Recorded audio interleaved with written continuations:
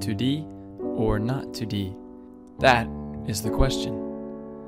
That was Aristotle. Nowadays, there's awesome video games being made in both 2D and 3D. I've spent countless hours making video games in 2D, but recently there's been something about 3D game development that's just been calling to me. I announced that I wanted to start learning how to make games in 3D. So does that mean that I think 3D games are better than 2D games? I'm going to talk a bit about that.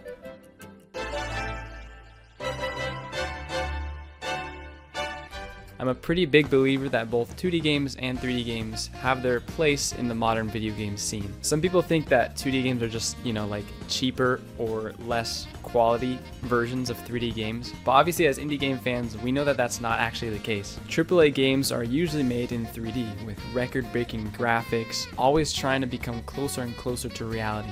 But why? What is the purpose of always becoming more and more lifelike? At some point, can we go too far? No, 3D Icarus! That's too close!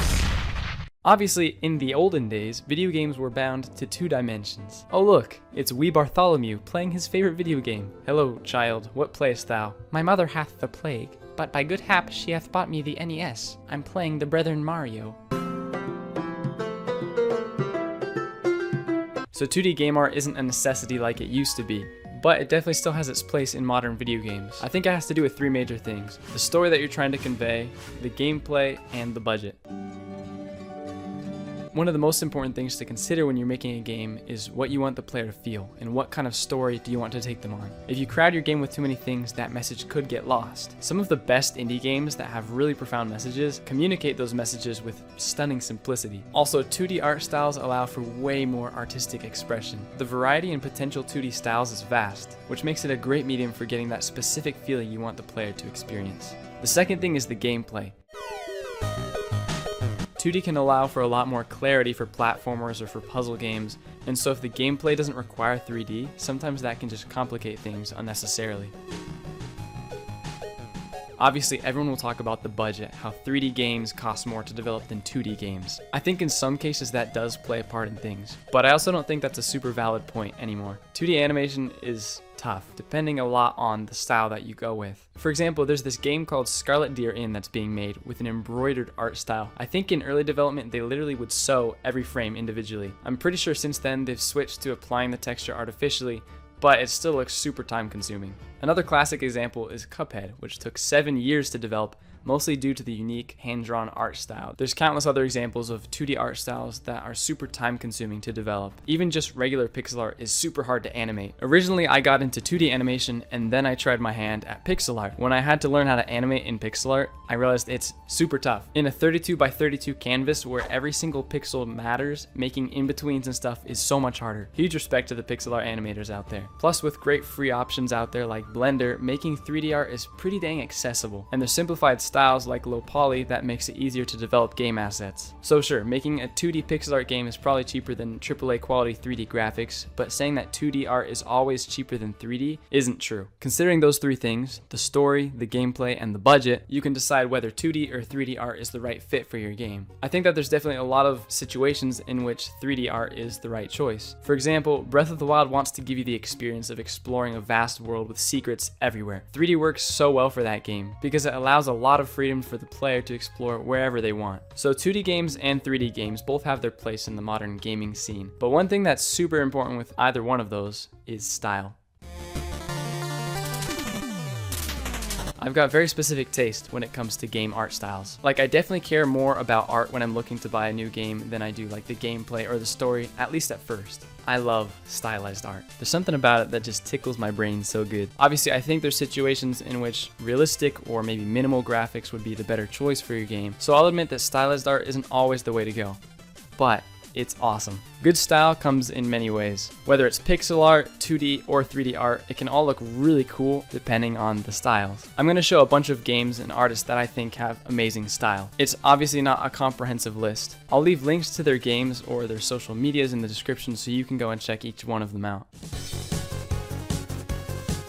Good pixel art is a craft. It's tough to learn and super tough to animate. Something that I love about good pixel art, whether it's super chunky character design or clean flat art with awesome hand animated visual effects, is the colors that they use. Lots of times I feel like the colors in pixel art games just pop so much. These artists truly have mastered color and game feel in 2D animation. You've got to have a good grasp on 2D animation principles to make good pixel art, and then also learn good pixel art skills. This wouldn't be a video analyzing pixel art if I didn't also mention the benefit that pixel art makes you use your imagination a little bit. I didn't grow up playing pixel art games, but I understand that a probably unintended consequence of low-bit graphics was that the artists had to simplify to the most important things, and players had to use their imagination to fill in the gaps. It's just cool. Pixel art is alive and well, especially in indie games, and having a good style can make these games really stand out.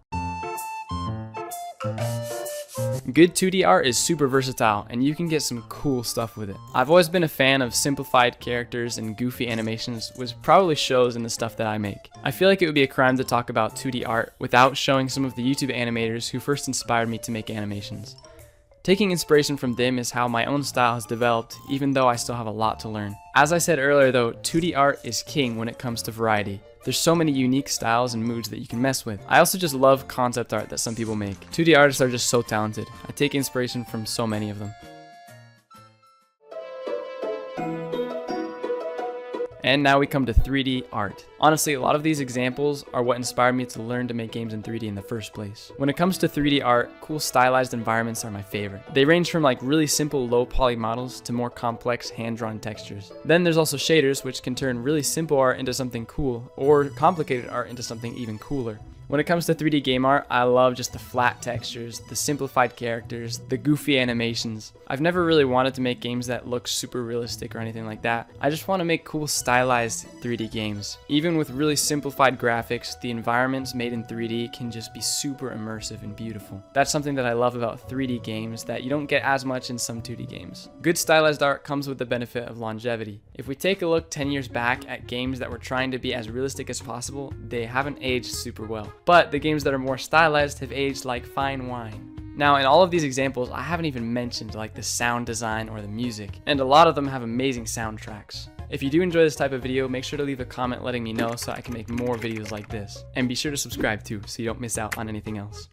Please. So after sharing all of that, I think it's probably pretty obvious that I love both 2D and 3D games. If I'm being honest, I'm still a rookie game developer. I need to work on a lot of different things. But I really want to have the ability to make 3D games in 3D worlds. That doesn't mean I'm never going to make 2D games again. I just made one like last week for the GMTK Game Jam. Having the ability to choose between the two is pretty powerful. There's some game ideas that I have that I think can only be realized in 3D. Obviously, there's a lot of challenges ahead if I want to get good at making 3D games. I'm starting to feel more confident in my skills making basic stylized art in Blender. I have a long way to go before I'll be able to make anything truly beautiful like I want to, but I'm pretty happy with my progress. Learning a 3D game engine has been a whole nother challenge. I've been going back and forth between using Godot and Unreal Engine, and I've been experimenting with both of them. I think pretty soon I'll have made an official decision, and I'll probably make a video about it. It's pretty tough feeling like I'm back at square one, and honestly it's pretty daunting. But there's really no other choice if I want to be able to make the games that I dream about making someday. So if you want to watch my journey of learning game development, both